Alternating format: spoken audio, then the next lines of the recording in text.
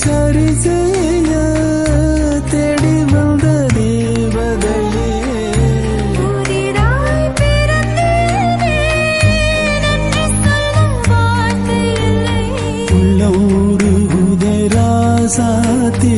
உள்ளவரையில்